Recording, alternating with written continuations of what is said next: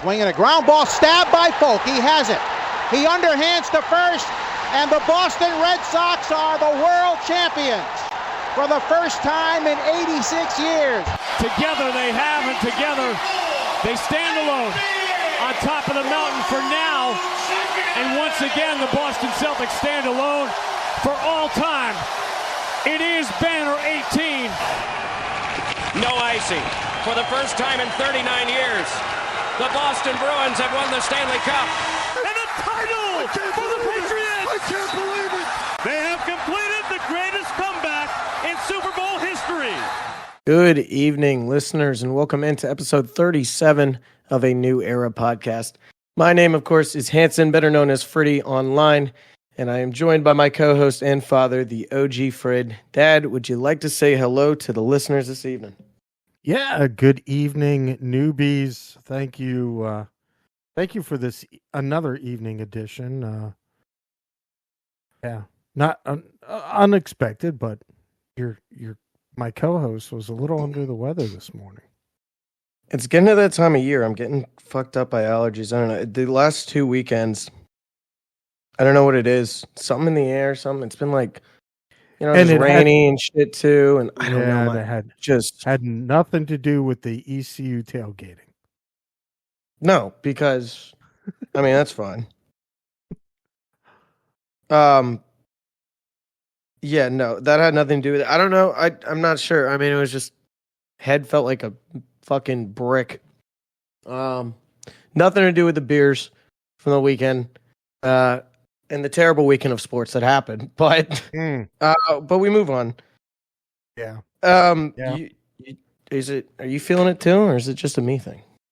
No, it's just a you thing.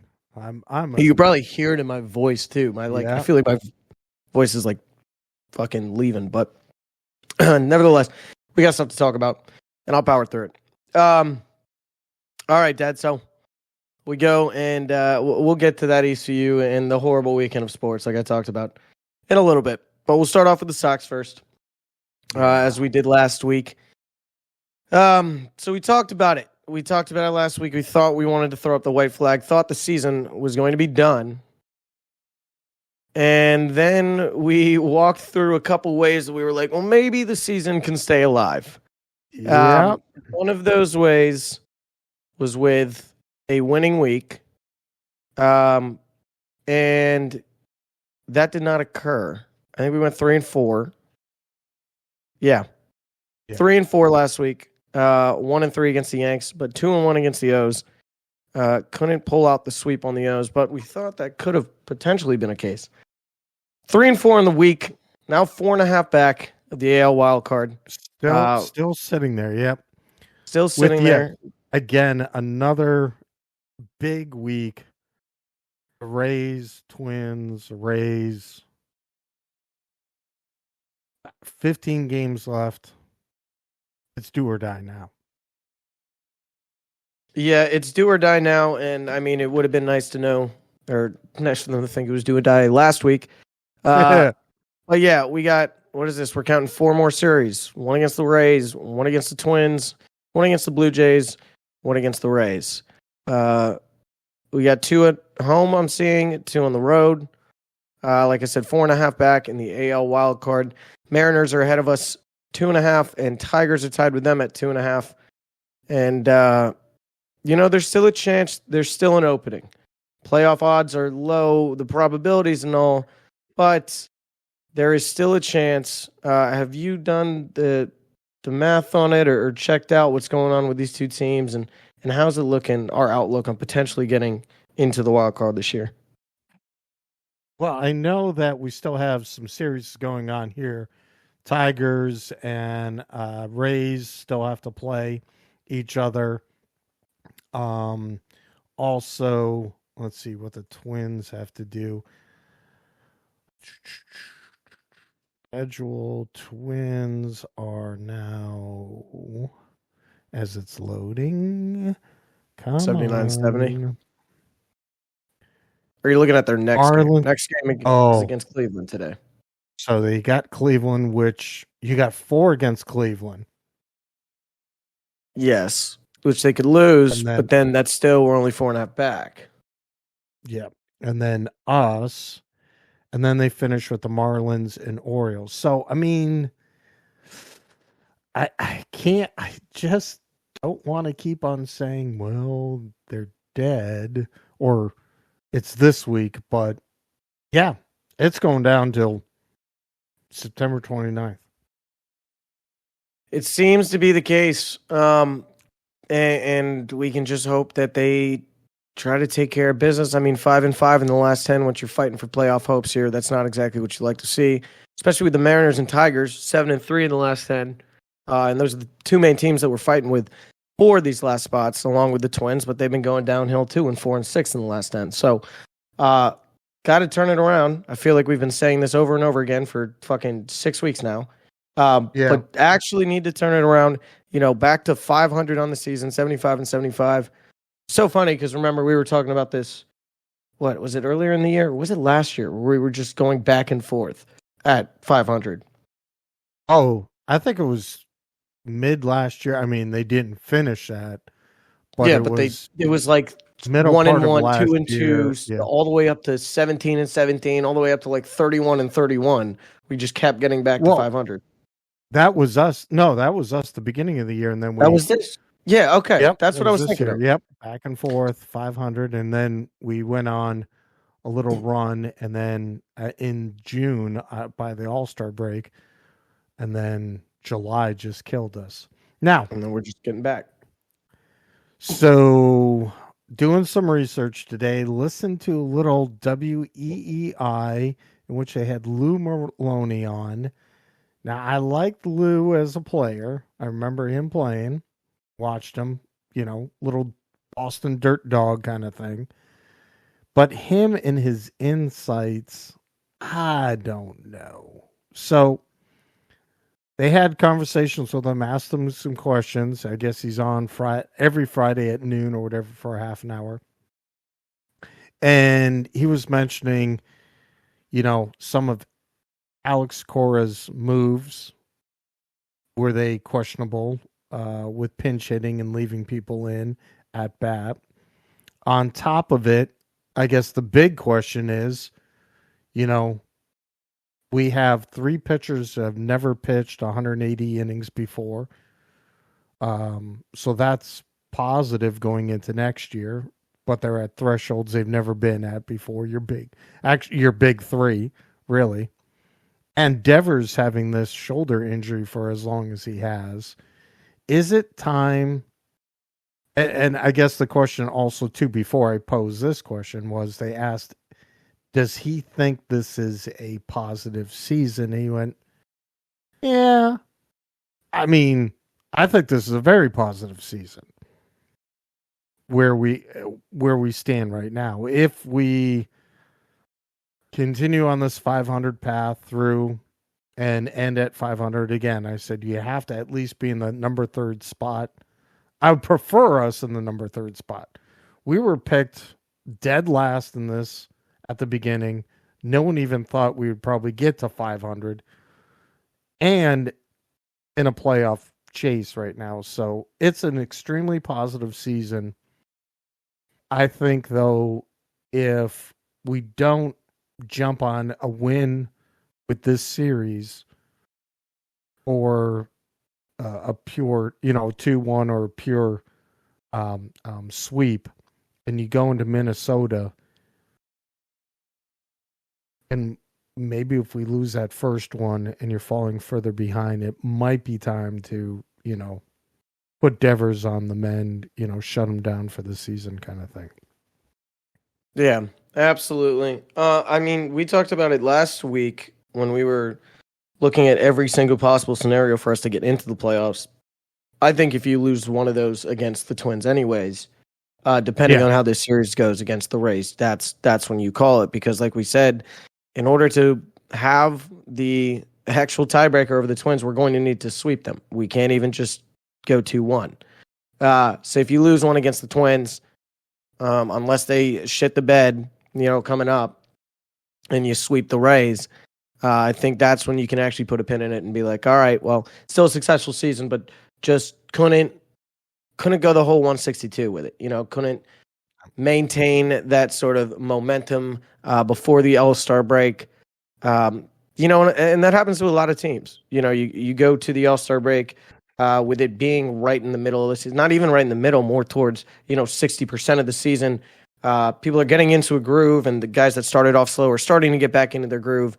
Then you take a whole week off, and then you try to come back into it, and we've seen this happen with teams before. So nothing like too concerning, especially because, like we've said all throughout the year on the podcast, anything probably above fucking 62 and 100 or 72 and 90 would have been a successful season to us, and I think we're past that point. So a lot of stuff to still look forward to for next year, if that is the case. But and I have some points or some questions to ask you about next year.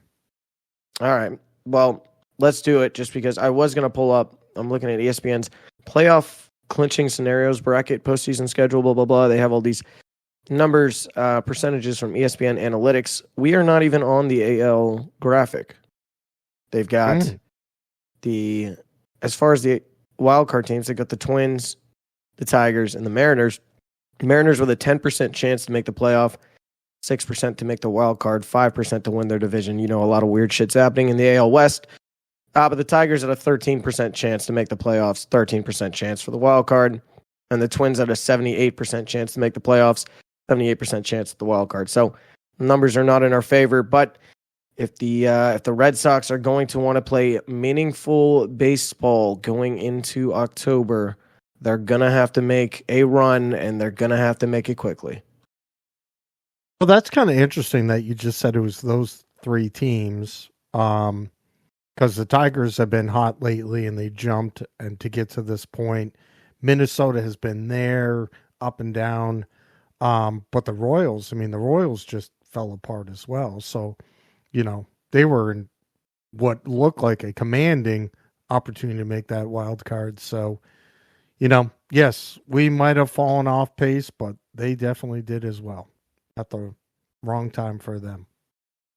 Unfortunately, didn't help us out. Unfortunately.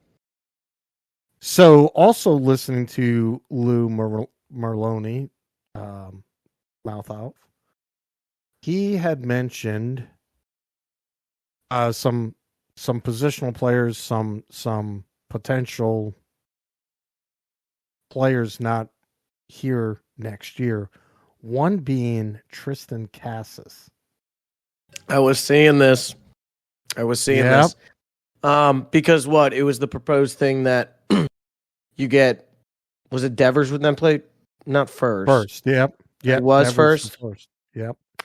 Yeah, and it was talking about what you bring up Tristan Campbell. He goes a second or something. I think it's more or less looking to move Tristan and maybe somebody else to get a frontline A starter, and then still trading. There's Motzi probably going to be on the block, maybe another prospect to get yourself a right-handed third baseman. Doesn't sound like they're going to be dipping into the free agent mark. I for one kind of want to see this young nucleus together. Now, I know you got Drew Rosenhaus, who's Tristan's agent, which could, be looking for a lot of money. And really, unfortunately, the kid was injured this year, didn't really produce what we thought. But, I'd still love to see. But we're really left-handed heavy in the lineup. So we need some more right-handed bats. The name, I know you were saying not jumping into free agency too much, but the name that I did see linked, if we do have a potential Cassius move, was Alex Bregman, one of the third basemen available on the free agency market. I would really like Bregman. I think he would fit in well in this team. And yeah, putting him at third, I think Devers would be fine at first if you give him an offseason with it and everything. But, here's what I have to say about Cassius. Yes, Bregman would be the right-handed third baseman like you're talking about, and would fit in a lot. And a lot of people are going to say, I don't want to give up on Cassius, yet. This is supposed to be our guy, blah, blah. I think, don't get me wrong, I love him as a player and everything, as a prospect. For the longest time, we were looking up to him as like the guy, fucking hitting missiles and stuff. And not to say he isn't a good player now. I think a lot of people thought he had a higher ceiling than what he's at now currently. And keep in mind the injuries and all. I think we are also attaching the love to Christian Cassius that we have as a fan base, because for so long he was our only thing to look forward to. Yeah. And now we've moved in. We've quirky. Yeah, he's weird, but now we moved into a new spot where the farm system is on the rise, and we do not need to just look forward to Christian Cassius anymore. There's a fucking platoon of guys that's going to come in, a wave of youth in the next 2 years that you're going to have a window, whether it be 3 years, whether it be 5, whether it be 10 if it's really long term. But at the absolute minimum of a 3 to 5 year window, with these guys coming in and bringing that explosive young, offense to the team, you're going to need to make the moves to get these aces, to get the pitching, to get us above there. Now, yes, best case scenario, these guys come in and you have a great team for the next 10, 15 years. You build off the farm system, kind of like what the Yankees were doing when, like Aaron Judge and that whole class came in for them. Because look at what they've become now, a consistent playoff contender, a consistent AL East favorited team to win it. But you got to just start thinking about the future a little more. And as much as we love Cassius, I think it's going to be more beneficial to the team if we sell high on him, still sell high on him this offseason, than it would to keep him here and potentially just continue to put ourselves in situations where going forward, we're going to have log jams at positions that you don't want to have. And quite frankly, you're just going to have too many guys that you can't put out 10. You can't put out 11 a day. It's only 9 in the lineup, and we got to look for the best 9. And then outside of that, what's the other side of the ball? It's the defense and it's the pitching. And, if we're going to continue to go back and forth, if we keep Cassius on the roster next year and something, and we're trying to still move Devers over to first, and we go after a Bregman, or we go after a right-handed third baseman lineup. At what point, with all of those guys, there's going to be these weird combinations of lineups. You're going to want to find a lineup that you can trust. These are my guys. These are my platoon guys that'll come in when we need them to, but these are my guys. And if you're going to have guys at the talent level of a Cassius and a Devers, potentially at a first, it could end up causing some problems in the clubhouse too, going back and forth. And the fact that both are left-handed, so you can't platoon them. And you're seeing Connor Wong play a lot of first base right now. Yeah, and we've loved Connor Wong. I mean, we've talked about Connor Wong all year. And his athleticism.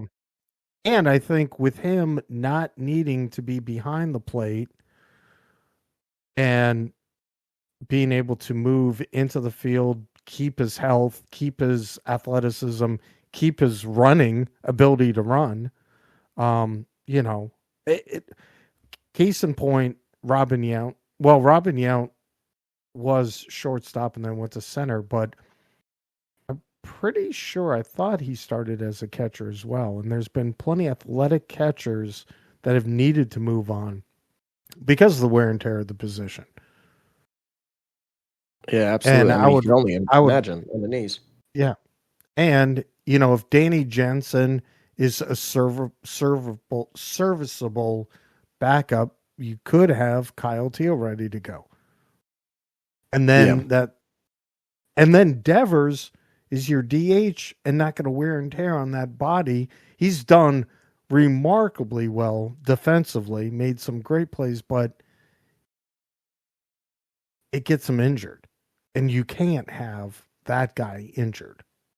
And I think we've known for the longest time, the end goal with Devers was to, get him some reps and stuff as we've done in the previous years at the defensive positioning, if we need to throw him in there. But I think we all know the end goal with Devers, especially when signing him to the 13-year contract that we did or whatever it was, 10 to 13 years. The end goal was getting him to a DH spot. We know his injury concerns. We know the DH spot would be the best long-term solution for him, and best long-term thing for the team, because then you get to, pick and play your pieces around him, knowing that you got a guy that can consistently be a powerful cleanup threat for you. Absolutely. But I guess we'll see. Like we said, we can't look too forward to the other years yet. We still have not, ruled the season dead, as close as we are. But all that to say, for the first time in probably since 2019, 2020, it's like you're going into an offseason with the Red Sox that's just like, I can see that we're on the way up. It's not going to be looking like, going into this last season, what were we saying? Like potentially 100 loss team. 2 years ago, what was it? Potentially 90 loss team. Now you don't have to look forward to the next season and just be like, well, what, am I just going to be looking forward to a 500 or lower team? Now it's like, all right, well, in the next couple of years, we'll be back up there with the cream of the crop with the O's and the Yankees like we rightfully should be. It's going to be a interesting off season for the GM and the ownership group. And how do they? Yeah, we have talent in the farm system. We got some talent players. We have, as you already said, some log jams in the outfield, corners and whatnot. Where is going to be the best opportunity for these players to shine, and what holes can Breslow fit? And yes, unfortunately, there was talk about, do you end up trading the number one prospect in the MLB right now? Do you unload him? Is he really going to be that? Yes, I do. Yeah, I believe that too. Yes, I think we keep him. But Lou's point was, you look at Jackson Holiday. But I mean, these guys are young, 19, 20 years old. I'll be honest with you, man. I never even, I know he had a lot of hype around it. I never thought Jackson Holiday was going to be like the guy. There was just something about him. They're copy and pasting the same fucking type of player in that Orioles farm system. Roman Anthony is not that guy. He is not a Jackson Holiday type of prospect. Roman Anthony, we're not going to be talking about, how can we compare him to, previous number one prospect? No, Roman Anthony is Roman Anthony. And then moving forward, now the number one prospect in baseball by Baseball America as far as last Tuesday, and going forward, Roman Anthony is Roman Anthony, and it's about to be his era and his time, along with Mayer, along with Campbell, along with Teal, along with all these guys. Freaking Jordan Montgomery, even though he would probably come in out of the big five there in the farm class, he would most likely be the last one I would think up. Whereas you and me have been talking about all year, we're eyeing for those main four to come in potentially next year, definitely through midway through next year, and God forbid if they're not up by, then it will be once we expand the team's roster for the playoffs. And then into 2026, I think Montgomery, you're looking for something halfway through 26, playoffs for 26, potentially opening day for 27. So, but there's still a lot to look forward to there. And no, you don't move Roman Anthony. And that's why I think I'm so comfortable with exploring the ideas of moving on from Cassius, because as much as I've loved Cassius and he was that number one guy, it's just like, I'd honestly, at the peak of the Cassius hype as a prospect, I think I would still take Roman Anthony. I'd 100% still take Mayer. And I'm close to thinking I'd take Teal over him, even at his highest point of a prospect, I think what the current management needs to realize is, and I'm going to say this, and it'll be neat to hear your point and watch your face when I say this, but is Tristan in danger of being Bobby Dahlbeck? And that he doesn't live up to any potential that we had, and we should sell him now before potentially he doesn't produce what we want. Because First off, Bobby Dahlbeck fucking sucks. Okay, we love Bobby. He got fucking DFA'd or finally got cut off the 40-man roster last week. Yes, he did. No, Cassius is never. He's already above where Bobby Dahlbeck's ever been. So I don't think we can say the hype of the prospect of Cassius. He's never lived up to that. He has. I mean, if the floor of him as a prospect was here and the expectations were a little bit above the floor, I'd say he's hovering right around there. Maybe a little bit under that, but he's right there. He's not breaking through any fucking ceilings right now with his potential, but that's definitely still way farther than we ever got with Bobby. All right. But we do agree that we should sell now, then hold on. Because you have options. I'm not, look, if we are going to, I do agree it should be this offseason. I'm not going out here and saying, fucking call the Uber, book the flight, get Cassius out of Boston. Oh, no. Okay. I'm just saying if it happens, if an ace goes on the market that is, we could get him and it's going to work out and we're not giving up too much around Cassius too, I'll be the first one to see if it benefits the team more. And if it does, we love you, Tristan, and I'll root for him wherever he goes. But I am not saying get him out of Boston right now. All right. If it happens, it happens. And I won't be like emotionally killed by it like I was with the Mookie Betts trade. As long as the trade logically makes sense. But of the pieces we have to be able to get a top line starter, maybe not an ace because you got Tanner, but maybe a number 2. Of those pieces to get that, I would unload Tristan rather than anybody else. I mean, anybody out and Vaughn Grissom, I'd unload. Yep, I would. That would be a perfect move. I would love that, and maybe as well as you throw in a Richard Fitz there, who spot started this weekend to give him back pitching prospect as well. I honestly there's some good guys, Richard Fitz, and some other guys. This is Giannis Cespedes' son, I think, is in our farm system. We've got some good guys. Mikey Romero, first round pick from last year, I believe. There's some good guys in here too that, still have a name some people would definitely jump for, I think. Even our dude Blaze Jordan, I know we love him, but it wouldn't make sense in a trade if you're giving up a third baseman, first baseman, Cassius to also include Jordan. But Jordan could play some outfield too, I'd imagine.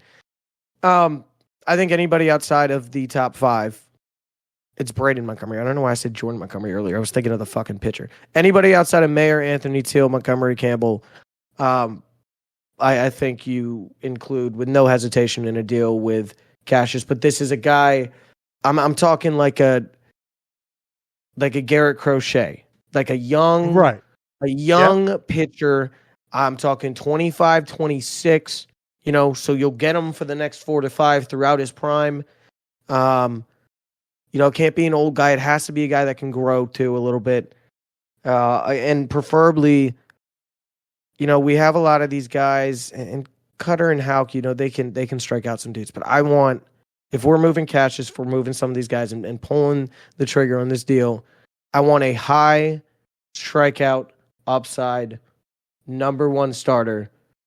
Essentially one of the same sort of guys that Chris Sale was for us in that 2018 run, Yep, I agree. A guy that can just go out there and fucking shove it. And it's one of those that, kind of how we felt about the majority of our pitching staff before the All-Star break, some of the wheels started to fall off a little bit. One of those guys that you see there and you're like, okay, this is what we got, our starter, our ace against their ace, but I believe in this guy. I'm not going to bet against this guy on any day that he's pitching. All right. That was about 29 minutes of Red Sox talk. You got anything else? That was a lot longer than I expected it to be. No, I'm good with the Red Sox talk. Hopefully we'll still be able to talk about them next week, going into the last week of the season. Or at least we can just next week, if it is time to pull up the white flag, they're out of it. At least we can go through and talk about our MVPs and who was most improved and all that. Report cards on the season sort of stuff. Yeah. Okay. I think we did college football first last week after the Red Sox, and then NFL. I'm going to fly through some of these. I'm going to fly through the scoreboard from week 3, some of the top 25 games that we covered last week, and that are now complete. We'll reflect on some of this, reflect on some of our picks, and then we'll move on to pick some of our games for week 4. Okay? Sound good. Friday night, Arizona, Kansas State. We said on the podcast we liked Kansas State. We then said on Twitter that we really liked Arizona. We were talking all Friday about Arizona. We were all over that. And I don't even know what happened. I didn't even watch the game. They get the touchdown first drive. I was like, let's go Zona. And then Kansas State managed to score 31 unanswered. That was a loss on Friday from us. We move on to Saturday. What order do I want to do this in? I'll do it in the other pick. Oregon State. Plus 17.5. I think we were also on Oregon State when we talked about them last week. I might have just skipped over the game completely, to be honest. But if not, we were all over them on Saturday. I was looking to get back. Oregon State wasn't a bad team throughout the first 2 weeks of the season. I think at home, rivalry game, 17.5 points is a lot to be catching against an Oregon team that didn't look like they should have throughout the first 2 weeks. And then they decided the rivalry game was the game to show out and be Oregon. And they beat the hell out of us. Our pick there. That was another loss. I don't think, did we have any other? I think we discussed, or in terms of bets, no, but we discussed Alabama. Yeah. We were discussing Missouri, Boston College, and we did say BC points. We almost played that, and I wish we would have instead of Oregon State now. Georgia only won by 1 over Kentucky. Did you see anything about this game? Because this was news to me. I pulled this up and did not know this game was this close. Yes. Kentucky was just defensively was just flying everywhere. Carson Beck did not look settled. It was an ugly game for Georgia. I think it was like 6-3 at halftime or something. It was an ugly game offensively for Kentucky. Both. Yep, it was an ugly game both ways offensively. Both defenses came to play, but remarkably they pull it out in the end, which will be scary going into, I think, their upcoming gauntlet of games that they have in the SEC coming up. Other games that I know I watched, the LSU South Carolina game, LSU pulling that out in the end. South Carolina looked very good. I personally bet South Carolina money line on that. Lost that, unfortunately. Alabama, Wisconsin. I thought Wisconsin, that was too many points, and Alabama's speed was shown, and they handled Wisconsin. What else? I was worried about the Notre Dame-Purdue game, and Notre Dame said, yeah, screw it. Yeah, this is who we are. Totally handled that. Did you say Texas? 56-7? I did not say Texas. Texas looks new number 1 in the country. And they are good. They are quite good. Ole Miss 40-6 over Wake Forest. Tennessee committed war crimes on Kent State 71-0. That was, they fucking called an onside kick up 30-0. They might be psychopaths, dude. They are fucking weird. I thank God that my team does not have to play them or is in the SEC because what the hell, Tennessee? I mean, guys, I hope they're like this when I go see them live in Neyland on the 12th because holy shit, man, that will be fun. And they'll probably do it because they'll probably beat the dog shit out of Florida. They suck. Miami 62-0 over Ball State. The U might be back. Cam Ward's pretty good. Yep. Utah without Cam Rising, 38-21 over Utah State. They're just a weird team, man. I don't know. Like they're winning games, but if I was a Utah fan, and I know you're without your quarterback, but even with Cam Rising and stuff, I don't know. It could be every other. Yeah, they could be a drive or two away from blowing it up and absolutely losing. Yep. Oklahoma showed up. We both thought Tulane would be able to at least cover the spread, and that did not occur.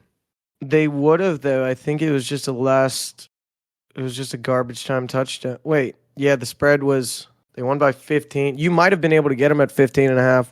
The line was 13.5. It's saying on ESPN Bet. I'm sure there was a line somewhere with 15. So probably depending on the book you were on, you covered there.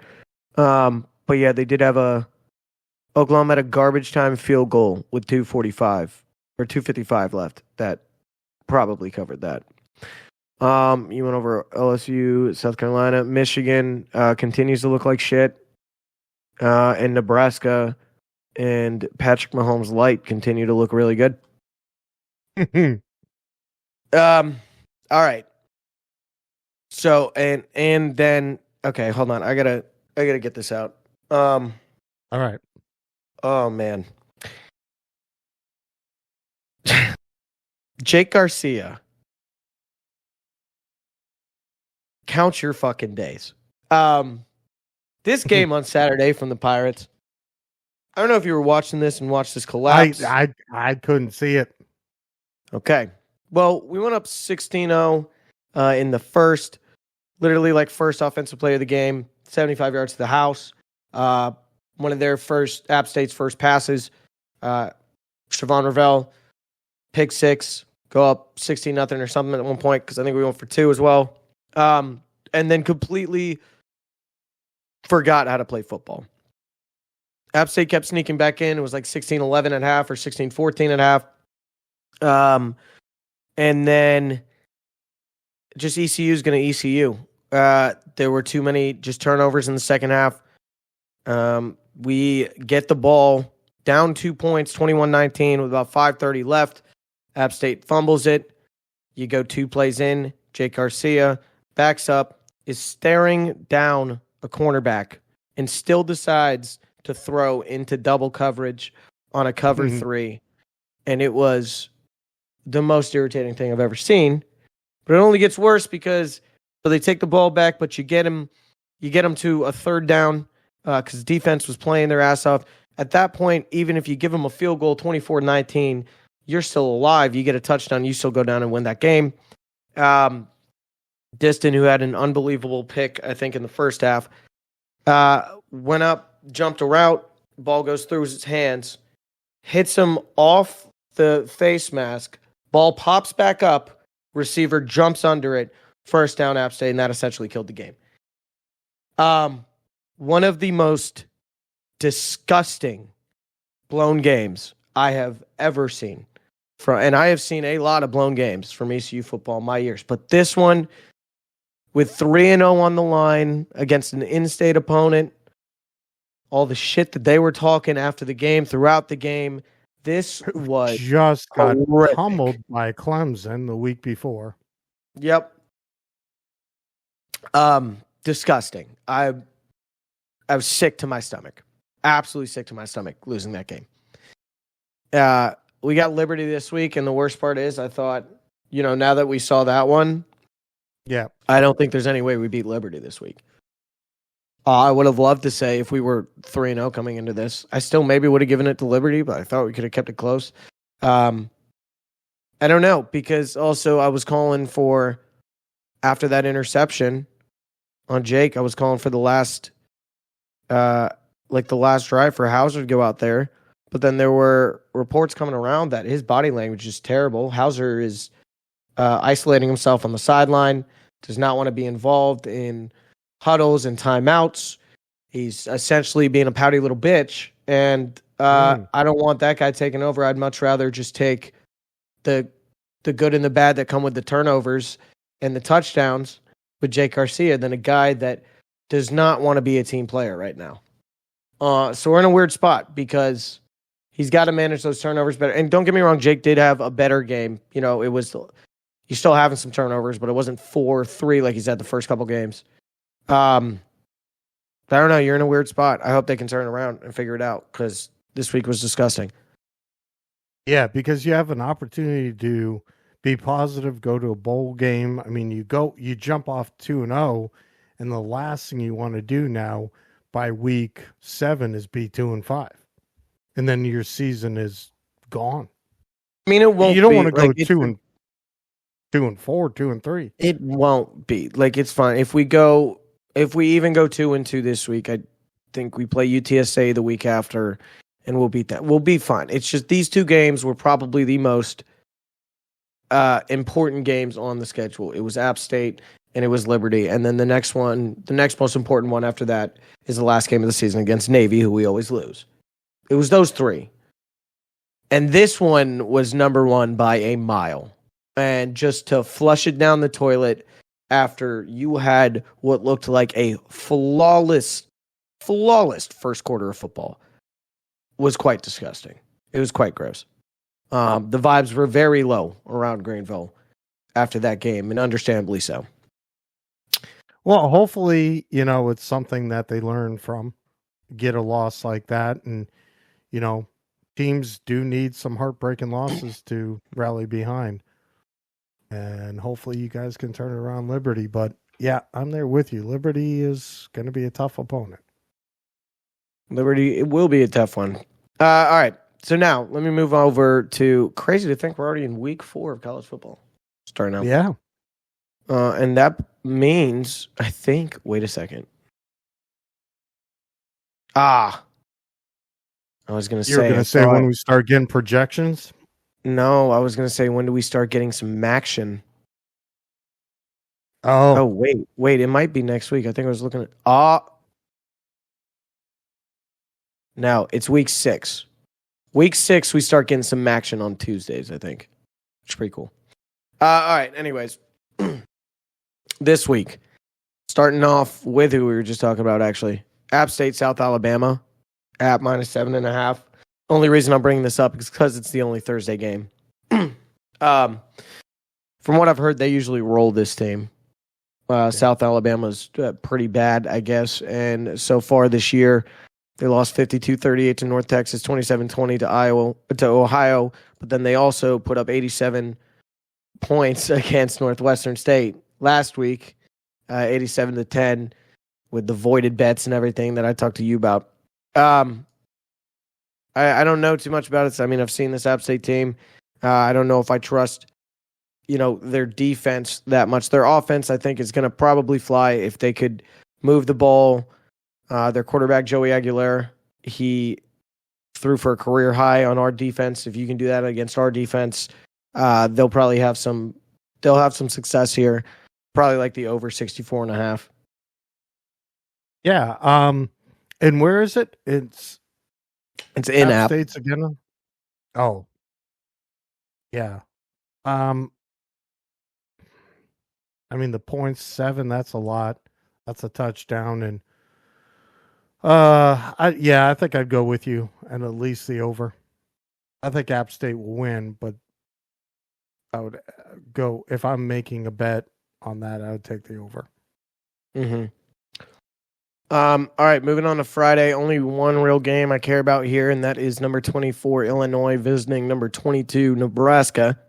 Both 3-0 programs. Nebraska favored by 8.5 points. Total is set at 43.5.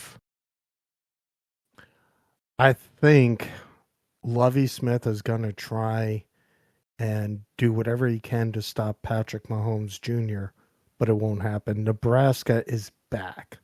I think Nebraska should be rated higher than 22. We said that last week. Nebraska will win. Yeah, and we'll beat those points. Yeah, I'm taking Nebraska in the points. I think this should be more like if they really want the hook. And this line might end up moving, to be honest, by Friday. But I'm thinking this should be more like Nebraska minus 10.5 so they can get that 10-point hook. All right, moving on to Saturday. We'll start at this game, 12 o'clock. Clemson is welcoming NC State in town. Clemson favored by 20.5 points. Over under is set at 48.5. Wow. This jumps off the screen to you, doesn't it? Yeah. Yeah. Even if Clemson does win, that's a lot of points. And I don't think that offense can do that. Yes, they did against App State, but that's a lot. I would take NC State points all day long. Yeah, and don't get me wrong, I had NC State looking like a much better team than they have throughout the first 3 weeks. I really thought they were going to be pretty good this year. They were my pick to win the ACC, and it starts with winning this game. This is one of the most important ones. I just think, yeah, you see Clemson put up 66 points on App State, but then if you go back a week before that, you have the game plan for how to beat these guys and keep them from scoring points. And there's definitely a difference in tiers in these two teams of App State and NC State, and that is way too many points to be giving a team that going into this season was ranked top 25. So, yeah, it's State plus the points. All right. Moving on here. Most of these kind of stink. Yeah, just looking at, and I guess, Virginia Coastal? Well, I'm looking at the top 25 games too, and you would think that with these larger conferences, we would have better matchups coming in. And yes, maybe, the Ohio States or some teams, the Penn States, what have you, took on tougher competition earlier or something. Well, not really Penn State. I think they've kind of buttercut their season to begin with. But yeah, all these games don't look amazing. I found the biggest one. That's USC Michigan. Yep. USC minus 5.5 in Ann Arbor. Total is set at 46.5. This line, as far as 2 weeks ago, before Michigan got blown out by Texas, was Michigan minus 9.5. This line has crazy moved, but I think in the right direction. You could not tell me a stat or anything that could get me to get on Michigan's side at this point. USC, I think, should be favored by probably more than a touchdown in this game. And it just came out, too, that Michigan is going to be starting Alex Orji instead of Davis Warren this weekend. So it's USC minus whatever. I like Alex probably better. It's definitely going to be hopefully Donovan Edwards gets more carries than he should. I think this game will be at a snail's pace. Time will fly because Michigan will run the ball a whole lot more. I like USC to win. I don't know if I would pick them more than the 5.5. And them going into Ann Arbor, and Big Ten. It's you're gonna. Seems like we're gonna be on. Seems like we're gonna be on different sides of this game, Dan. I say USC will win. I just don't think it's going to be a huge blowout, like you said. All right. Next one. Georgia Tech at Louisville. This was supposed to be more important, but Georgia Tech lost this weekend, so they're no longer ranked. But Louisville minus 10, over under 57.5. Yeah, Louisville. As you said before, they're a fun team. They're at home. Yep. Roll cards. That'll be a fun one. Buffalo at Northern Illinois. I feel like I just got to throw this in here because it's kind of funny, right? Northern Illinois favored by 14, total 43.5. I'm going to stop you there. Don't even have a bet on this game. If you are betting this game, call the number. Just because Northern Illinois is ranked does not mean you need to take the 14 points in Northern Illinois. Do not bet this game. Just let it happen. All right. Utah against Oklahoma State, number 12 and 14. Utah minus 1.5, 51.5 total. Are the Cowboys real?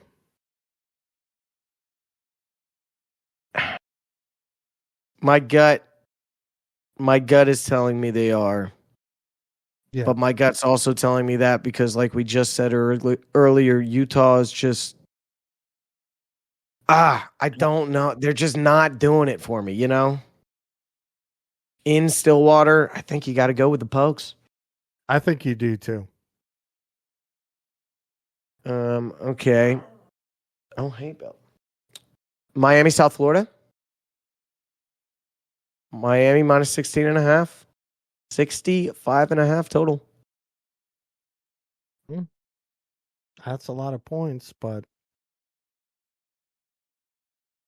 I would probably, I'll take Miami and the points. I think you have to. I think Miami is in a groove right now that anybody stepping in their way is going to have a really bad Saturday.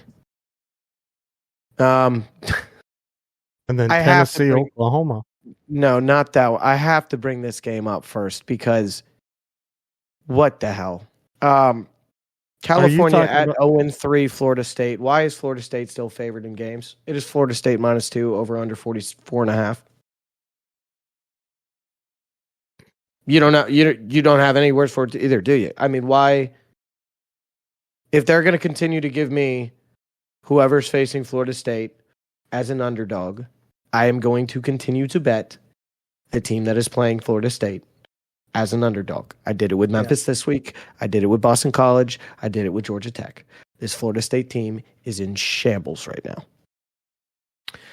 now. Yes, so Tennessee, Oklahoma. Tennessee minus 7. Over under set at 57.5. Oh, that's going to be a shootout. And even though Tennessee has to go to Norman, I would take Tennessee and the over. Yeah, I like the over. I like your call on the over. 7. It's a lot, but I mean, what did I just... Anybody stepping in front of this Tennessee team is going to have a bad problem, too. I'll take Tennessee in the points. I'd play them up to probably 10.5. They could win this game by 14. I don't know. They could win this game by 14. Oklahoma could show up. But I think either way that it works, if Tennessee beats the brakes off of them, this game's going over. If Oklahoma slows down the pace a little bit, keeps it close, they're still going to have to match their offensive, firepower. The game still goes over. So go over. And poor Georgia Southern and Louisiana Monroe. Yeah, don't even. Just keep betting Texas minus 44.5. Over under set at 52.5. Just keep betting Texas. They're really good. And I'm trying to look if any of these other ones are kind of Baylor, Colorado. Colorado minus 2. Over under set at 53.5. What we were talking about earlier. Well, although Shador did bring his offensive line to the press conference, that was nice. I think I would take Baylor as an upset. I'll probably take Colorado in this one, but these guys are speed running ways to be the most unlikable team in college football. Did you see the whole Shador not shaking the hand of the quarterback thing? Came up to the quarterback, Colorado State, said, "Is that dude talking all that shit on Instagram?" It's like, yeah, no shit, buddy. It's a rivalry game. You guys aren't supposed to like each other. But shake the guy's hand after the fucking game. It was a close one, and walk out of there. And I know people are going to come at us and be like, whoa, so they can take the hate, but when they give the hate back, no, it's the fact, yes, you're going to get haters as a college football quarterback. You're going to get haters as Deion Sanders' son, and you're going to get haters as a Heisman candidate coming into the season, and you're going to get haters as a guy that's projected to be a first-round quarterback. But the difference between the guys that you want leading your NFL franchises and the guys that will not be are the ones that can control their emotions and not fucking buy into it like that. Buy into the Instagram comments and all that shit. Yeah, okay, if you hear the talk, that's awesome. Don't respond to them back with words. Respond to them with your actions. Go throw up 400 yards. Go throw 4 touchdowns. Don't throw any dumb interceptions. Make the right moves behind your offensive line that's keeping you space. That's giving you space and keeping you, safe. You don't have to go out there and talk shit to a fucking Colorado State starting quarterback, bro. I don't know. Kansas State, BYU. Kansas State -7 over under 47.5. It is in Provo. Weird stuff happens Kansas in Provo. State. Yep. Kansas State has, looked good and being a ranked team, but it's Provo. I'll probably go over in there now. Yeah. Oh God, no. I'll probably go over, but I'm not betting against Kansas State again after what happened this week when we did that. And then last one, I know this was at 6:00, but Pirates and the Flames, Liberty by 7, total 40 or 53.5. I'm gonna have to say Liberty will win, but I'll take the Pirates and the points. Try and keep it close. Yeah, I think that's right. It's probably like a 24-20 sort of game. Hopefully, defensive wise, keeps us in it. Yep. That's such a gross stat line. Jake Garcia, 817 yards, 5 touchdowns, 8 interceptions. Great. All right, so that's enough about college football. We're about to move on to NFL here, but it's a perfect time for us to recap all of the picks. Like we said, Arizona we lost with, Oklahoma State we lost with, and we were doing pretty well. We got the Deebo Samuel touchdown. We talked about that last episode. Right before the Monday night game. We then put out on Twitter Tua under passing yards on Thursday. That obviously hit. Unfortunate how it hits. We wish him the best and hope he has a speedy recovery. Well, actually, not even. I hope he takes the proper amount of time for that recovery. It does not need to be fast. I think the last thing on his mind should be returning to football anytime soon. So we were on a bit of a roll. We got up to 6-2. We started feeling ourselves. And then, holy shit, did we get kicked. We got our ass kicked. We came back to earth. Yeah. Arizona State lost back to 6-3. Oregon State lost 6-4. Sugar Sean O'Malley didn't even fucking show up. What a terrible fight to see. As the underdog, thought it was too good to be true to getting plus money on Sugar Sean. We should have known. Lose that 6-5. Colts money line yesterday. They never even got off the bus. And I don't know if they even want to win games because their best offensive playmaker and Jonathan Taylor essentially set the whole fourth quarter when you were within a 2-score game. So, I don't know. But they let Malik Willis get a win. So that brings us to where we're at now, 6-6. We didn't chase a pick last night in the Sunday Night Football game. We will have one for tonight that we'll get it to after we look through NFL season because we've got enough time before the game starts. NFL recap first, picks again. Yeah. Patriots game first. Patriots game first. What about it? Because I know you weren't watching it too much. Or weren't able to? Yeah, I watched it. No. No, I wasn't able to as well. We had the Carolina game and the Cowboy game. But I did watch this morning the recap of the game.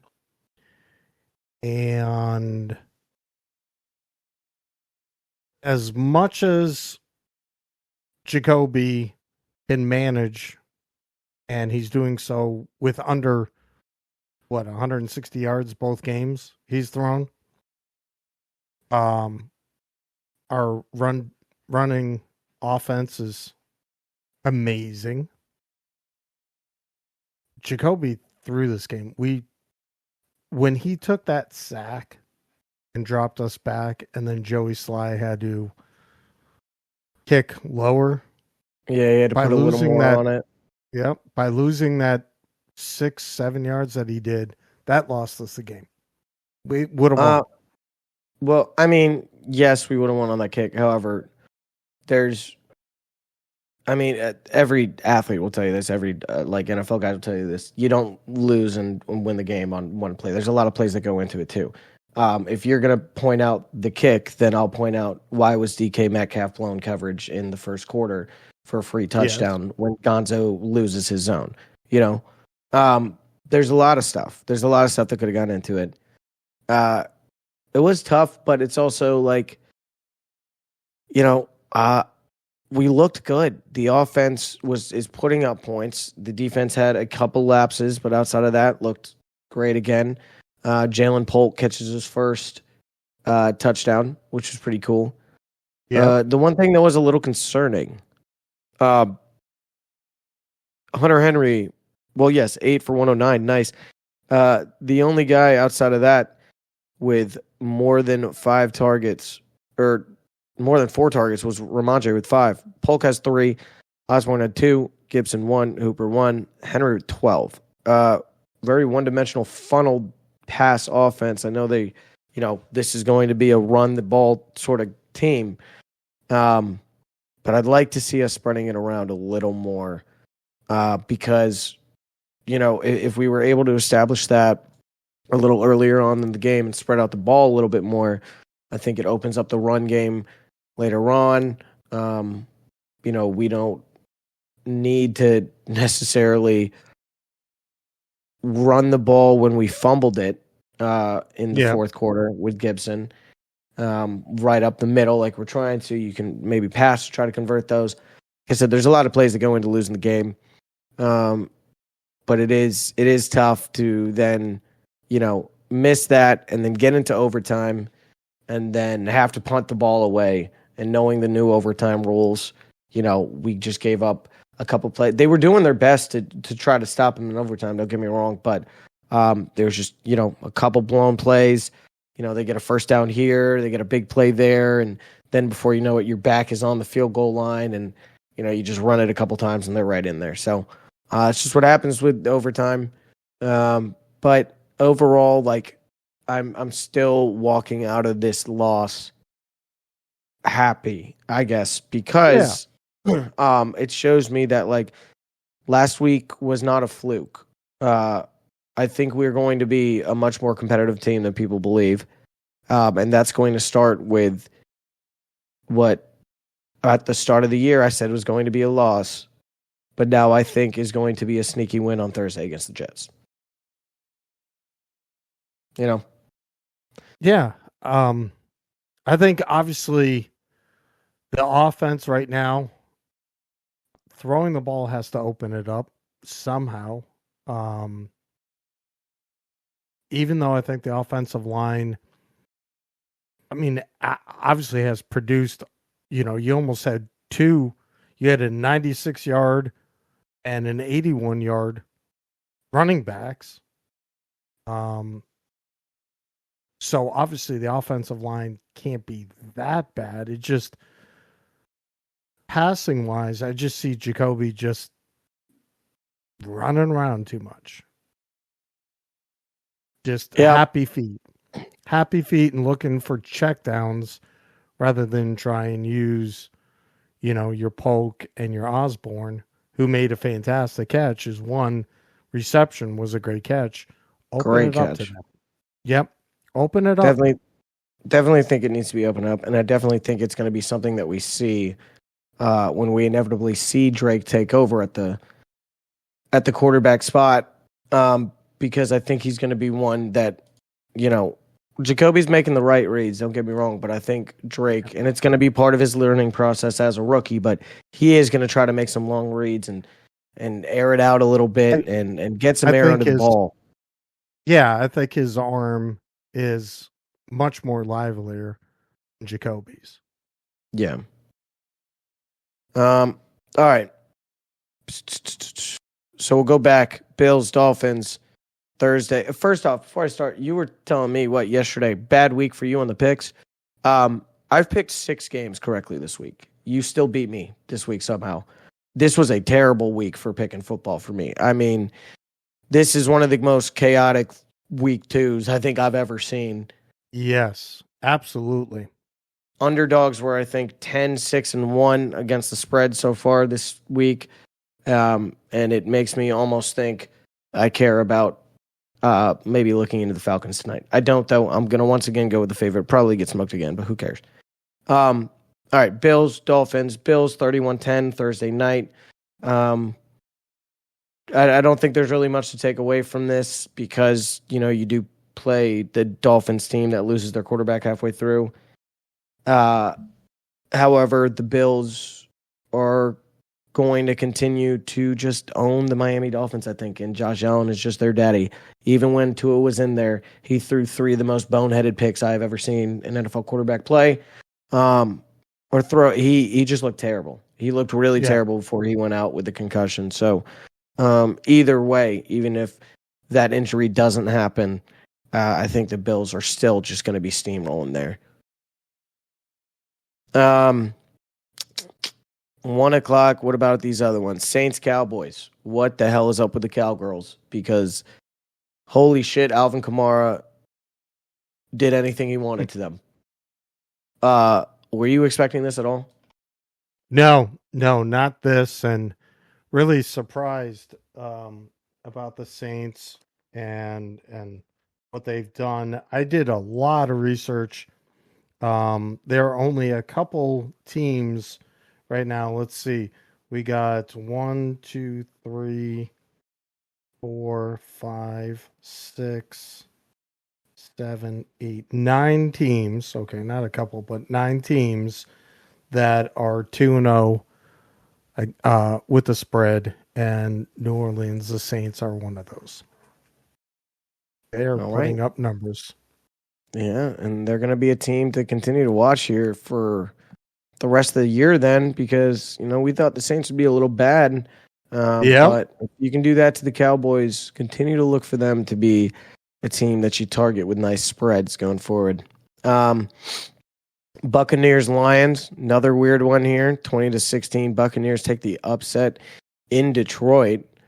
I'm sure Detroit was not looking forward to, losing this game, and they definitely thought that it was probably going to be a win considering this is the team, almost the same exact team they played in the playoffs last year. But Baker is looking like a bit of a stud this year, and he might be on a mission. Absolutely. I think, again, he's the man that had to take over for the man in Tom Brady. Had last year.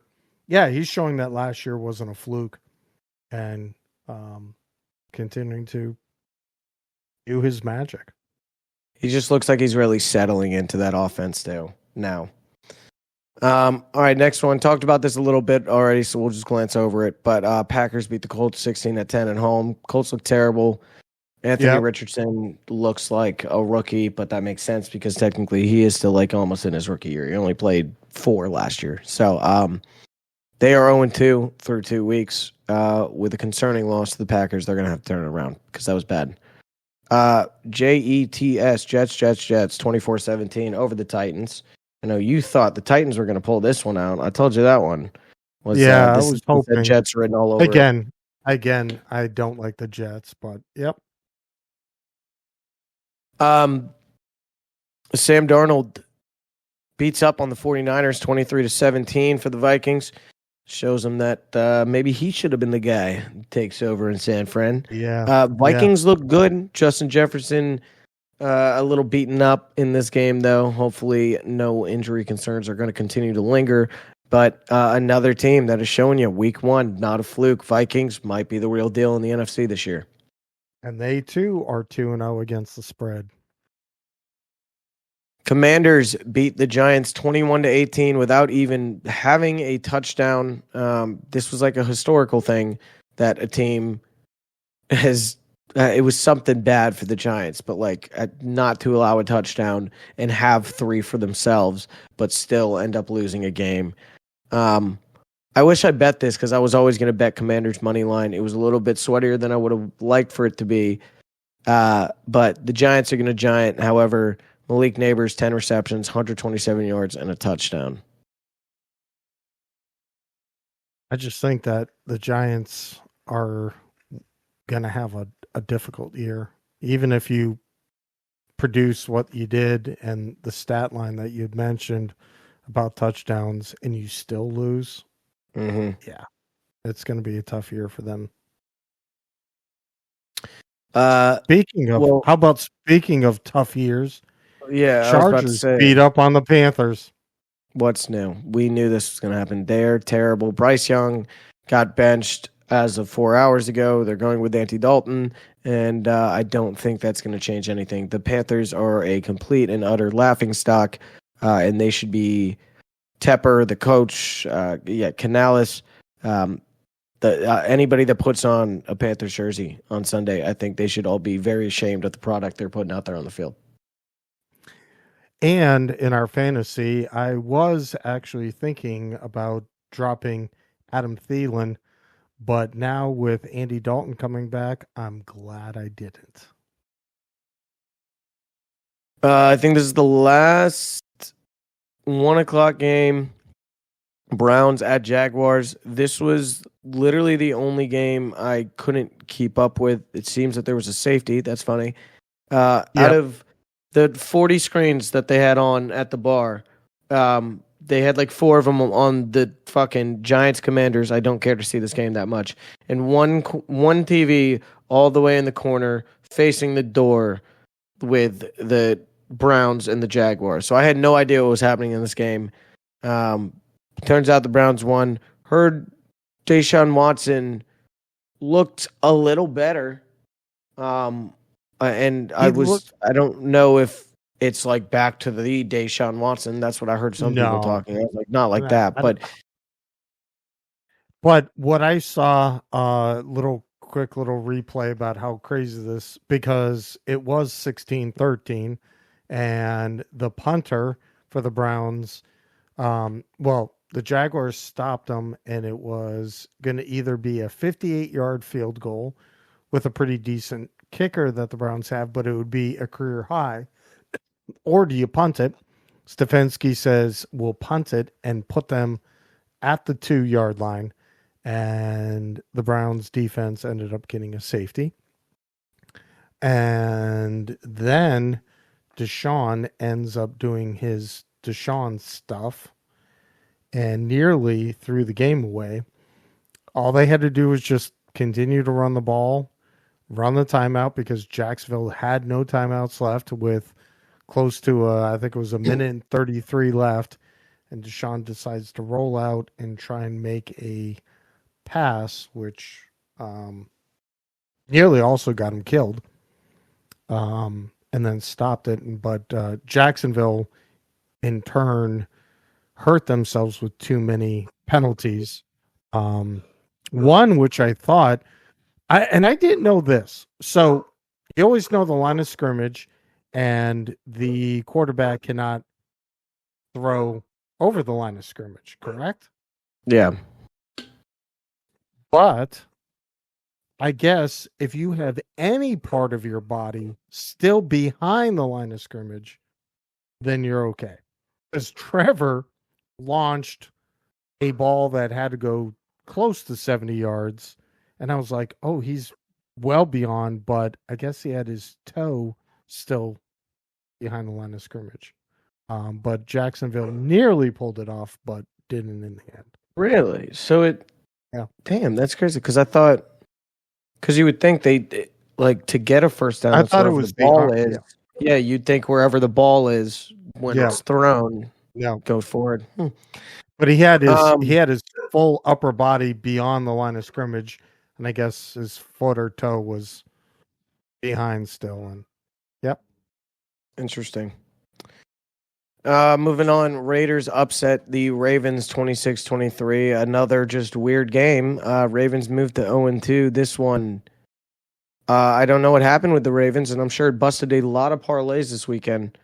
But are the Raiders good? Are they going to be? Are they going to be those guys that are going to sneak around and pull one out from the Chiefs later on in the year? Do this again? It seemed like just a lot of field goals going on in this game. I remember 6-9 at half. Baltimore was up with a field goal with 3 seconds left in the second, but then you get touchdown by Derrick Henry in the fourth, and the Ravens 12-11 left, 23-13. Raiders field goal, 9:21 left, 23-16. Devontae Adams 1 yard touchdown reception from Gardner Minshew makes it 23-23. 3:54 left, and then a 6-play, 23-yard, 154 drive to essentially end this game in the Raiders. 27 seconds left. Field goal made, 38-yarder, 26-23, and that's how that game ends. I don't even know. I'll just say I don't even know if like the Ravens are necessarily worried. I think this is one of those games that's just like, whoa, what just happened? That's got to whoop us into shape. Well, it definitely has to, and I think this upcoming week when we go into the games, this is obviously you don't want to go 0-3, but it's a make or break one. It's a make or break game, and this next week's game, if I have it correctly, when I Cowboys, right? They're not going into any easier of a schedule. Their next three are Cowboys, Bills, Bengals. But I mean, between the Cowboys don't want to go 1-2, and the Ravens don't want to go 0-3. I mean, this is. I know I'm jumping the gun because we haven't picked week 3 games yet, but for both, this could be their season. I don't know if it could be the season. However, it's definitely a very important one. Rams at Cardinals. Cardinals absolutely blew the brakes off the Rams. I thought this was a sneaky Rams spot, but I guess the books were right as to why the Cardinals were favored because they just laid it on them. Cooper Kupp also gets hurt, already without Puka. Things are looking down for the Rams if the Cardinals, who should have probably been in the cellar of the NFC West, are putting 41 up on your head. So, I agree. Rams, obviously, offensively, had a bunch of weapons and now injury plagued. And, when you're looking at Demarcus Robinson as your number one target now, Cardinals look fun. And that was a little, what was that? Oh, was that a little Instagram little? No, I just don't even. What the fuck are you doing? Go on. Steelers 13-6 over the no.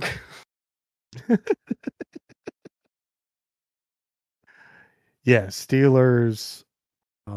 Again, I got a neighbor here, a buddy of mine, Greg, and every time he's walking the dog, and I'm out maybe working on the yard or something, he's already mentioned that this is going to be an ugly year for the Steelers. I know people were saying Tomlin's 500 or winning record could come to an end. They are finding a way to win. Their defense is finding a way to win. Let me put it like that. Their defense is keeping them in games, but it's going to be interesting to see what they do quarterback wise once Russell is healthy, because quite frankly, I mean, Fields is doing enough. And I don't know if number one, switching it right now at 2-0, this team rallying behind him a little bit is the right thing to do.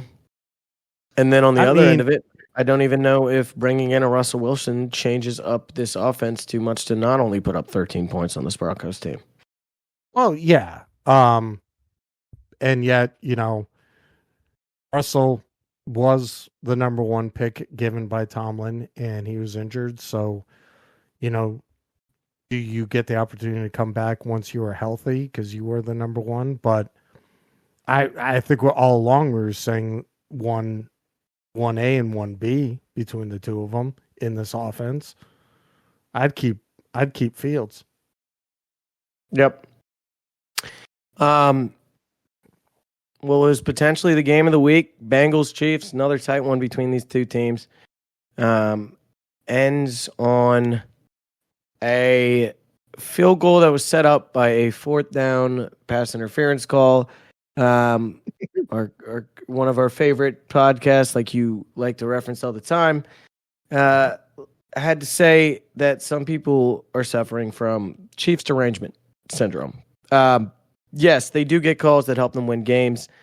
Even I at first was just like, that's a little questionable. You see the replay back, it was a pass interference. The guy's on top of him like a backpack. It helped me out because I had Chiefs money line in a parlay with the over in the Rams-Cardinals game, so I was happy for the kick. But it does, it does suck as a guy that also hates the Chiefs. It's like, man, fuck them. Why can't they just lose? Bengals moved to 0-2, but Joe looked a lot different than he did last week. Maybe it is not time to panic just yet in Cincinnati. And in Kansas City, maybe a little bit. Travis Kelce, very non-existent throughout the first 2 weeks, 4 catches overall.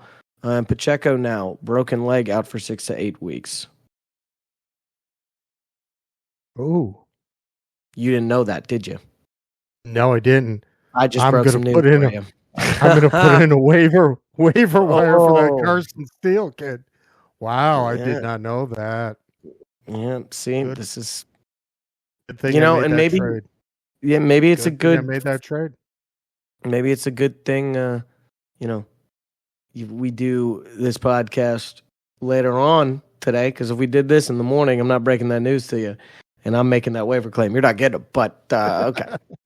And last game of Sunday, Bears-Texans Sunday night. Texans win 19-13 in a battle of some young superstar quarterbacks in the league. However, Caleb Williams once again continues to look. He looked better this week, don't get me wrong, but by no means good. 2 interceptions, 2 blatantly terrible interceptions in the fourth quarter, when his team needed him most to, create and establish and really run through a drive instead of just trying to make the crazy highlight reel play. And the Texans hold on to that with a surprisingly really good defensive effort from them. And that is the one thing I will say about the Bears too. Bears, very good defensive unit. They're going to be a very good defensive unit this year. It's just going to be a matter of if Caleb can limit the turnovers, limit the rookie mistakes, and just move this ball. Yeah. Again, you're getting these young guys that did some amazing things, obviously in high school and in college, and Caleb doing what he did to make Spencer Rattler have to move on. Probably no one saw that in that Oklahoma game that he had. And finding a way to do what he did in USC, but the NFL is a lot faster, and their arms might be there, but their decision making is not at this point. You bring up a great point, because I think, and this might have been part of the reason why I was so put off by Caleb Williams for the longest time, and still am. I think just the way he carried himself in his last year at USC and everything, with him essentially knowing from before the season that he was going to be the number 1 pick, I think he got it into himself that, like, hey, I am good enough to go out there with those guys. I can go out there any given Sunday and do it. And, he was making these crazy circus plays against, even, some great college programs with some great games. USC plays Notre Dame at least once a year. They're playing in the Pac-12, got to play like Oregon and the Arizonas and some of those good teams. But you got to realize the step up from the NFL is the top 1% of all of those guys that he was playing every Saturday. The best of them go on to play him Sunday. They, like you're saying, they're a lot faster, they're a lot bigger, they're a hell of a lot stronger. and they're a hell of a lot smarter defensively. And I think it's going to take him a couple more weeks to get to the point where he thinks he is now, where we know he isn't, you know? Yeah. Unfortunately, these kids are watching, a Patrick Mahomes, a once in a generation talent. Obviously grew up in an athletic household and learned at a very young age how to be an athlete, a star athlete, not just physically, but I think mentally. Having his dad be a major league pitcher taught him how to be in the clubhouse. He would go into clubhouses and all. And then on top of it, you have immense talent. If kids don't have that makeup and you've been the man from high school and then beyond, and you just live off of your talent and don't have all the other mental aspects, again, that's why CJ Stroud, I think, is doing so much better than obviously Bryce Young, because I think he had that mental abilities even in Ohio State. Maybe he didn't show it, and he showed it. Talent in Ohio State was obviously so much superior because they had more talent, but he's got better makeup in how he leads a team than Caleb does. Yep. Absolutely. All right, so we move on to this last game of week 2, this Monday night game happening here in about an hour and a half. Falcons at the Eagles. Eagles favored by 5.5. Total is set at 45.5. AJ Brown is out as a noticeable, very influential, injury that we have in this game. Sorry, having an issue there. But do you have a pick that you're already looking at? I'm looking at 2 things here on my screen that I like that aren't a side of the game, but I'd like to hear your thoughts first. Well, I haven't looked at any player prop bets, and I bet you're going something where Smith is going to go over some type of yards. Well, so originally that was going to be it. I was going to do going into this, and I have it in a parlay already tonight. Was going to be a Devontae Smith over 4.5 receptions. I saw the line there on Saturday before the news came out. It quickly got switched to over 5.5, and that is juiced to -146 on FanDuel that I'm looking at right here. I still like him for over 5.5 receptions. I think he probably does do 6 without AJ in here. However, his receiving yard line is at 72.5, and that worries me a little. It is a little high, and he could probably do it. But I'd rather not attack the yards. What I think I would rather attack, I've got 2 things here. One is probably more, normal, and then one's a little wild here. But tell me which one you like. You ready? Yeah, I'm ready. The normal one. It's a Bijan touchdown tonight. Eagles look absolutely terrible against the run last week. Josh Jacobs ran all over him.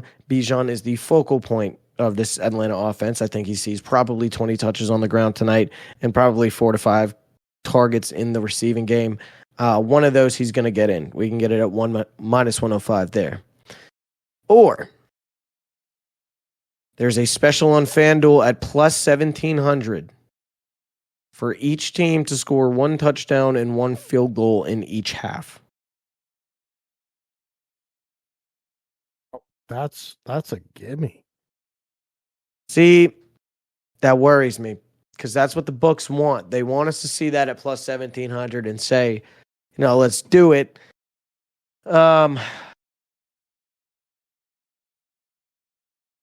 I think I'd rather go with the Bijan pick for our, safer one. Our pick of the night.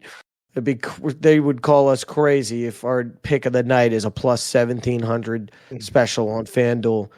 So I think we'll say Bijan touchdown. You good with that? He's got to. Yeah. If they want to compete, he's got to be in this game.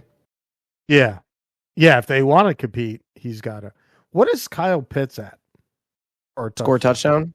Plus Yeah. 240 on FanDuel. I can go see. Let me see if I can find his best odds. But talk through your reasoning for Pitts while I find this.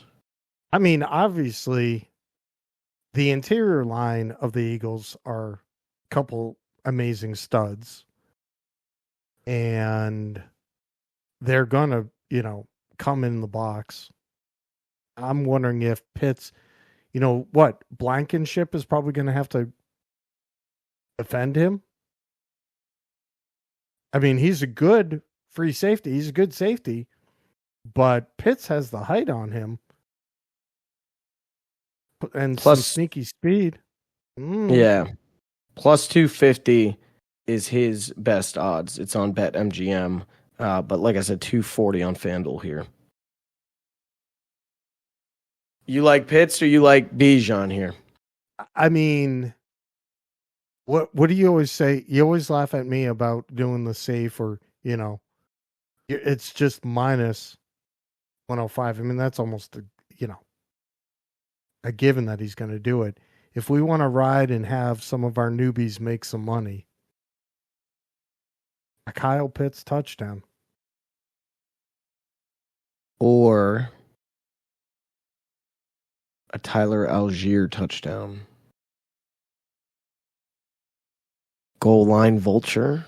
Can I interest you in a plus 390? Ooh. Actually, let's go Pitts. Algier wasn't as I don't think. Let me see. Now I'm intrigued. I don't think he was as involved as I wanted him to be last week. 3 carries for 21 yards, no targets. Yeah, we'll go Pitts. Yeah. Yep. What about? All right. See, now we're getting weird. But what about first touchdown, Kyle Pitts? No. 1,400. No. I don't feel that risky. No, we'll just go plus 240 Kyle Pitts. That'll be our bet. That'll be our bet. I'll get our pick up here. Try and make some money for the newbies. Yes, we'll try. All right. Well, while I get this pickup, can you go look at week 3 here? And Week 3. All right. So, as I mentioned, I we started as a New England sports podcast talking about our favorite New England teams. We'll definitely do that. But the other part that we love to do, besides fantasy football, we love to give some bets out there. So I went and I looked at each team, and so far after 2 weeks, how they do against the spread. I'm not into all those player props that you and your sister do. So just pure spread wise. So Patriots and Jets, we have them Thursday night. Very excited about this game. What I found was 6.5 favorites are the Jets.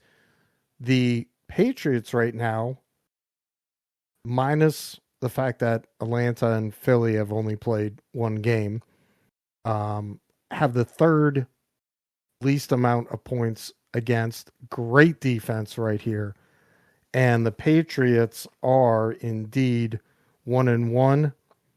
Oh, no, I'm sorry. 2-0 against the spread. 2-0 in the spread. The Jets are 1-1. I will take New England and the 6.5. Yeah, I think I'll take New England 6.5. I mean, I think that was probably. I won't go money line, but I did just say earlier how I think this could be a sneaky Patriots win, get us back to 2-1. Defense shows out. Short week, Thursday night. Jets are owned by us. I don't know. It feels like one of those ones. Yep. Next game I have here, the Giants versus the Browns. The Giants, yes, are 0-2 in record and 0-2 on the spread, while the Browns are 1-1 in both categories. But right now it's a +7 Giants game. And I just got a feeling that somehow this game will stay close enough. I would take the Giants +7. See, I just don't ever want to take the Giants. I'm seeing 6.5 on ESPN Bet at least. So the line's probably going to change. I got this off of DraftKings. Yeah, the line's probably going to change throughout the week, anyways. I'll probably just end up going the under in that game instead. Next game I have written down is Denver against Tampa Bay. Tampa Bay is 7-point favorites. And yeah, let's look. Tampa Bay is 2-0 and 2-0 in the spread, while Denver's just 1-1 and 0-2. But I still feel as if Denver and Bo Nix is still feeling themselves out. I would take the Buccaneers -7. Yeah, absolutely. I don't really trust the Broncos right now. Bo Nix looks a little lost out there, and Baker Mayfield is, like we were saying when we were recapping, Baker's looking good. He's on a good sort of rapport with his wide receivers again. Bucky Irving is really starting to become an explosive playmaker back there in the backfield as a rookie. I like him at home. Possibly hot weather. It's saying potentially 88 right now. It could get hotter once we get closer to Sunday. I'll take Bucks minus the touchdown. Next game, I have Philly against New Orleans in New Orleans. It's a -2.5. Philly's -2.5 right now. That's even with the A.J. Brown injury right now. I think Derek Carr, who's been well these last 2 weeks, is going to somehow come back to earth. I would take Philly. Yeah, I know I was just saying earlier, holy shit, I'm going to take whatever the fucking spread is for whoever the Saints are playing. I didn't know they were playing the Eagles. So I don't like that. Especially because even regardless of how Philly plays tonight, I think at best you're probably only going to get Philly -3.5. And I would look, if anything, to go to the Saints route there, but I don't know, do they keep it within a field goal? Potentially. If this line only gets to 2.5, I'm sticking away from it. I don't think you're getting any value there in the points for Philly or the points for the Saints. I'm just going to find something with an Alvin Kamara anytime touchdown and Alvin Kamara 3+ receptions, 4+ receptions. Pair them together, get you close to positive money. Next, we have the Chargers going to Pittsburgh, and the Chargers are +2.5. I'm taking the Chargers. Chargers +2.5? Yep. Yes, I will also be taking the Chargers. I think that's a pretty easy one. Next game, Green Bay against Tennessee. Green Bay is +2.5. Even though, I mean, both our offenses have been outside the first game when you had Jordan Love, but now with Malik Willis, points are going to be at a vital, but I think this is a field goal game, and I'm taking the Packers. I don't even know if I want to bet this game. I don't like much going on here. Give me Josh Jacobs under rushing yards. I think I can trust the Tennessee D-line to keep him a little bit in check this week, even with them probably focusing more on the ground game with Jordan Love still probably out. Next game, Chicago versus Indy. Indy is a -1 point favorite. Give me Chicago. Really? Actually, no, fuck that. Give me no. Wait, you go first. I don't know what I'm doing there. Well, the Colts are even though they're 0-2, they're 1-1 against the spread, and Chicago is both 1-1 in both, obviously, spread and record. But the Colts, I mean, -1 at home. And we were just saying, Caleb hasn't. Yeah. Now, it is in a dome. It is in a dome. But I think both young studded quarterbacks are going to try and air it out. I'm going to take the Colts, and I would probably take over. I'm going to go Colts. I think the Bears and Caleb struggle on the road again, as they did in Houston this weekend.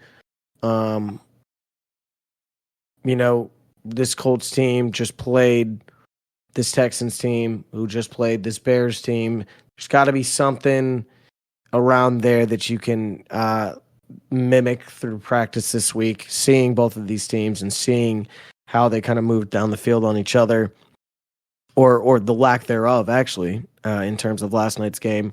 Give me the Colts -1, -2, whatever it is. I see -2 ESPN bet right now at home, and give me Caleb Williams over a half an interception, whatever it is. One of my fun surprise picks of the night, Houston against Minnesota. Minnesota is +3. Yeah, I'm taking Minnesota. Yeah, I think they're Minnesota. For real. I'll honestly wait. I'm sure we're going to be able to get this line at +3.5 at some point, maybe close to a +4. Give me a field goal and the Vikings. I mean, they could end up winning this game, but give me a field goal 100% if that's available for them. Carolina against the Las Vegas Raiders. Raiders, when I got at 7:00 this morning, was -7. -5.5 now. -5.5 now? Oh, because of Andy Dalton. Because a lot of people ended up taking the Panthers after that. Doesn't matter. Give me the Raiders -5.5. Absolutely. I agree with that. Next game, Miami against Seattle. Seattle is a 6.5 point favorite. Down to 5.5 on ESPN night now. Might still be 6.5 on DraftKings. Not sure. Well, actually, I can. No. Best one. You can get Dolphins +6.5 on FanDuel. You can get Seattle down to -5.5 on Fanatics right now. In Seattle, Mike McDaniel said they're gonna move along with Skylar Thompson. I think he is a very bad quarterback. Give me the under on Tyreek Hill yards.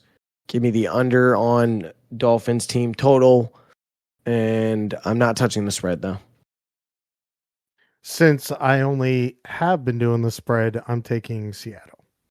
Okay. Next, Detroit -3 in Arizona.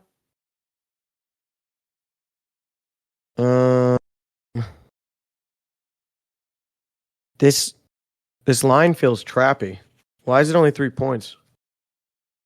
I know the Cardinals did put up fucking 41 or 47 or something, but oh yeah, with the home, I don't know. Give me the over. Seems trappy. I'm not touching the side. It seems trappy. I did pick the Cardinals not to do so well, and they are doing very well. I'm going to take them at +3. Baltimore against the Cowboys. Again, DraftKings at 7:00 had it 1 point. Baltimore 1 point favorite. It is essentially a pick 'em now. You can get Baltimore at -0.5 point on Fanatics. You can get Cowboys at +1.5 on FanDuel. Best over for your over/under. Fanatics 48.5. Best over for your under, or best number for your under 49.5 on ESPN bet right now. Give me the Ravens. Yep. Likewise. Yeah. I cannot envision a world in which this Baltimore Ravens team goes 0-3. Like you were saying earlier, there's a big game for both of those teams. But I think the Ravens are in a mindset of have to win this because Cowboys are in a better spot to recover being 1-2 through 3 weeks than we are if we lose this and go 0-3. Next game, Kansas City is a 4.5-point favorite in Atlanta.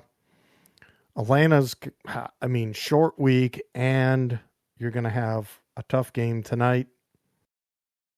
I'm taking Kansas City, even though last game, I saw they're 1-1 against the spread. Yeah, didn't cover last week. That's the only thing that worries me. This could definitely very well change, and we might have a different pick for it that we tweet up, next week.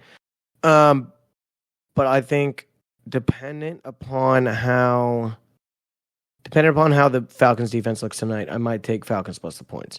I hope they look a little shitty, lose to the Eagles by a lot. This line moves down to Falcons or Chiefs minus 6.5. Then I'm definitely going to take the 6.5 for Atlanta at home, 24-20 Chiefs sort of thing. Gotcha. And last game on the slate, it's the Jacksonville Jaguars going to Buffalo. We got 2 Monday night. Oh. Jags, Bills, Commanders, Bengals. Oh, I didn't do the Commanders, Bengals. Sorry. I've got it. Jags at the Bills. Buffalo is a minus 6-point favorite.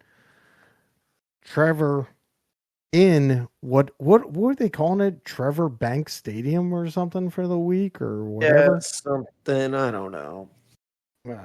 But yeah, if he couldn't do it against, and I know Cleveland's defense is good, and the Bills' defense has turned over, but I think offensively, the Bills outpace them by a touchdown. I take the Bills and the points.